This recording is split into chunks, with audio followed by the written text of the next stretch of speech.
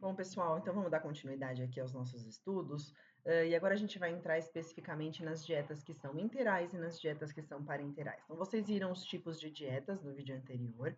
E aí, aqui a gente está falando mais ou menos, né, ou basicamente, das vias de administração dessa dieta. Então, uma dieta que ela é interal, o nome já fala mais ou menos para a gente do que se trata. Ela está nas ênteras, né, nas entranhas da gente. Então, são dietas que vão passar pelo trato gastrointestinal obrigatoriamente. E aí a via de acesso pode ser oral, ou que é como nós nos alimentamos normalmente, ou por sonda, ou por estômago. Nós vamos ver todas elas. E a via parenteral, ela é uma via que não passa pelo trato gastrointestinal. Então, o indivíduo na impossibilidade de se alimentar via trato gastrointestinal vai utilizar a via parenteral para isso, que essa via é única e exclusivamente a via intravenosa. Então, só olhando basicamente esses conceitos, a gente consegue entender que o tipo de alimento que vem por uma via interal é completamente diferente do tipo de alimento que vem por uma via parenteral. E por que eu estou falando isso para para vocês? Porque antigamente, lá na época que eu me formei enfermeira, técnica de enfermagem há mais de 16 anos, não era incomum a gente ouvir notícias de que o técnico ou o enfermeiro instalou a dieta enteral por via parenteral. Instalou a dieta em via errada de administração. Então, isso não era incomum.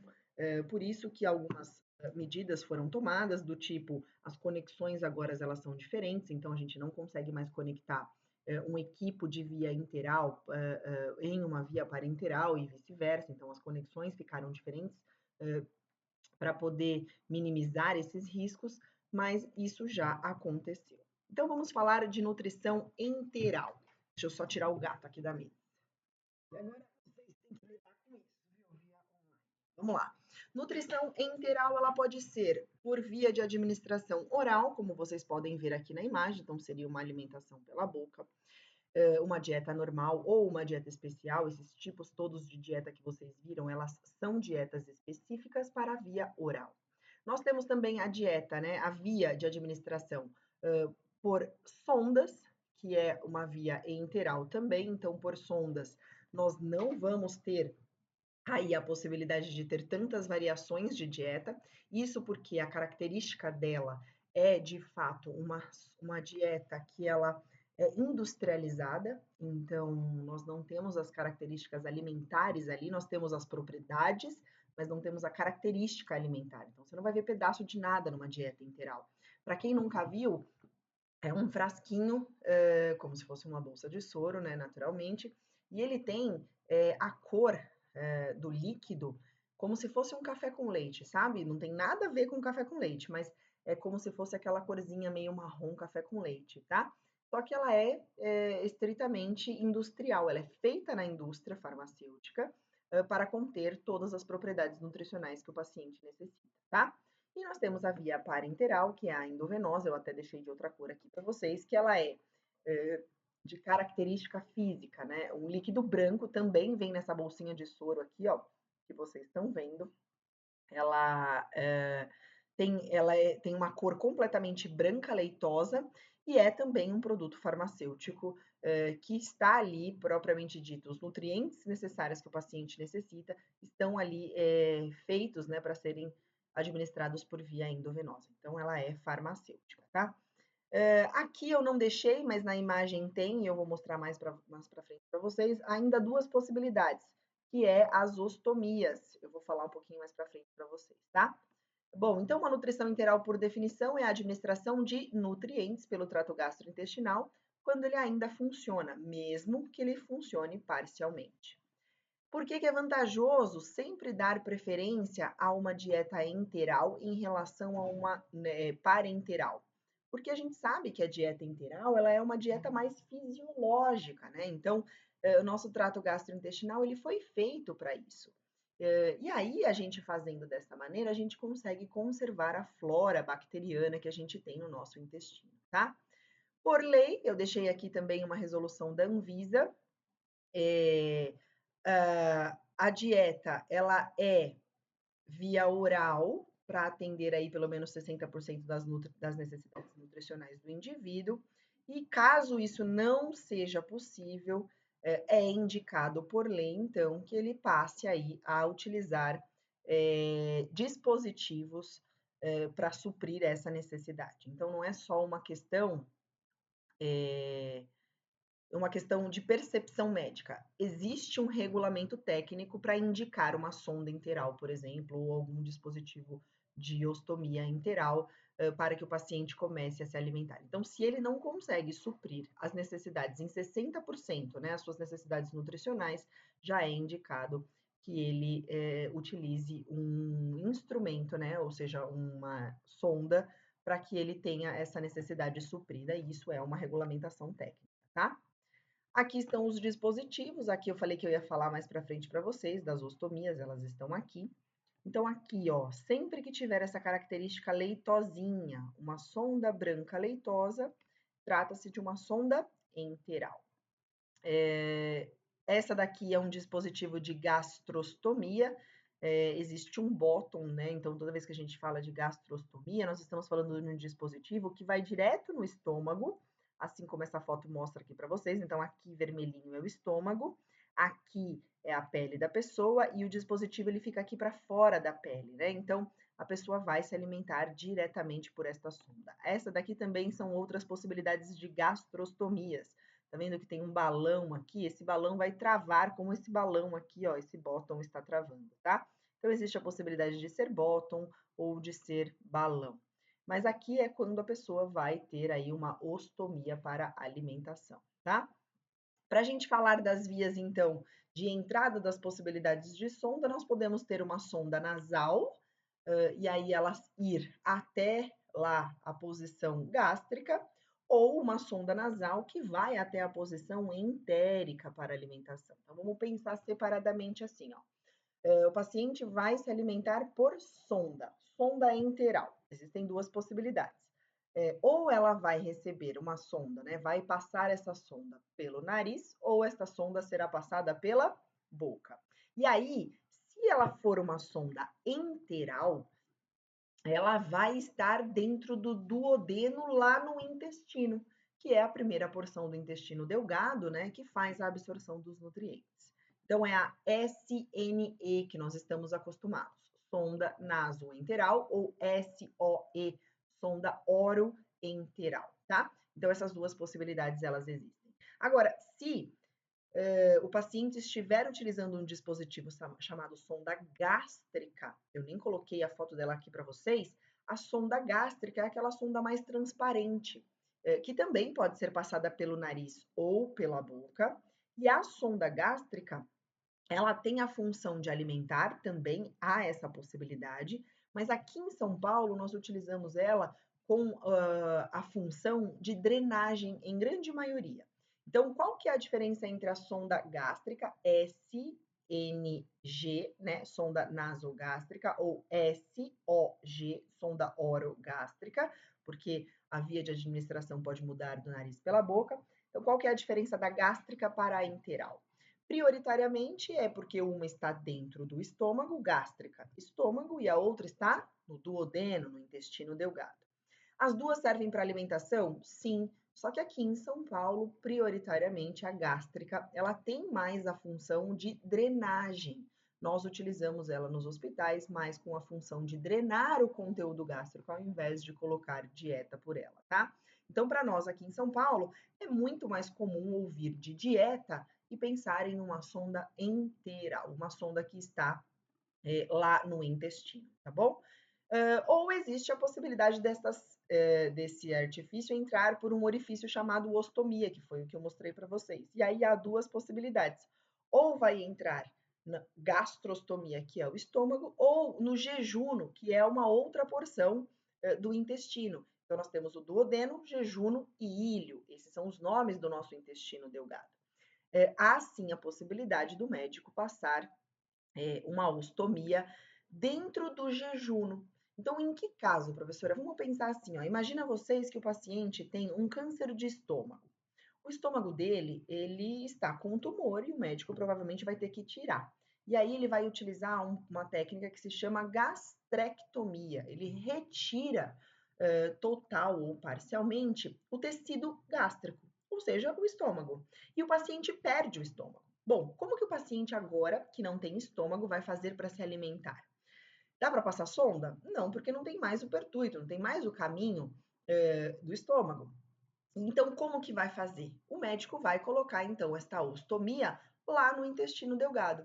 Então, ele passa um pouquinho do duodeno e vai para o jejuno.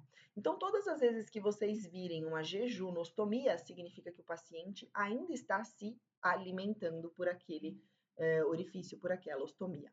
Por que que eu estou frisando isso? Deixa eu ver se eu coloquei imagem. Eu estou falando isso para vocês, não pus imagem. Eu estou falando isso para vocês porque se vocês virem um paciente com uma sondinha de jejunostomia, vocês têm que ligar na cabeça de vocês que gastrostomia ou jejunostomia serve para alimentação.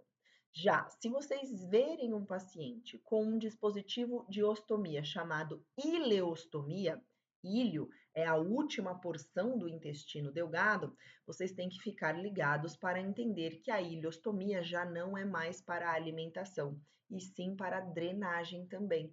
Então, pela ileostomia, já vai sair fezes, ao invés de servir para alimentar, tá? Então, vou fazer um resumão de novo.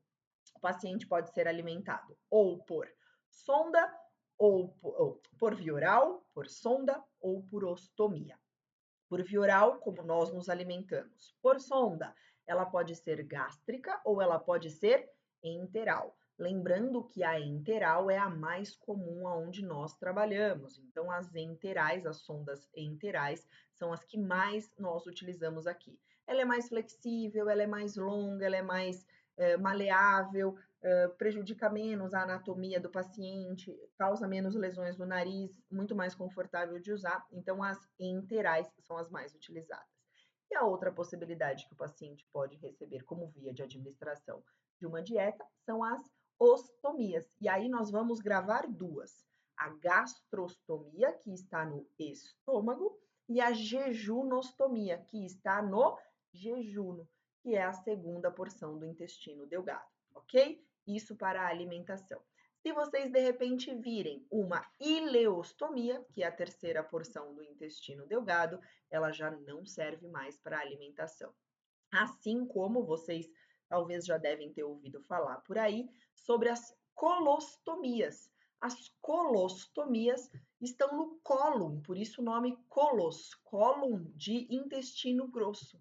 Então, tanto a ileostomia quanto as colostomias são dispositivos, ou seja, aberturas artificiais que servem prioritariamente para drenagem, né? Servem para eliminação de fezes, tá?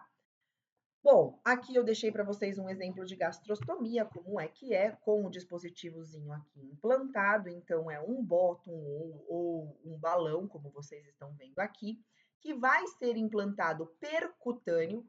Olha a palavra pela cutâneo, pele.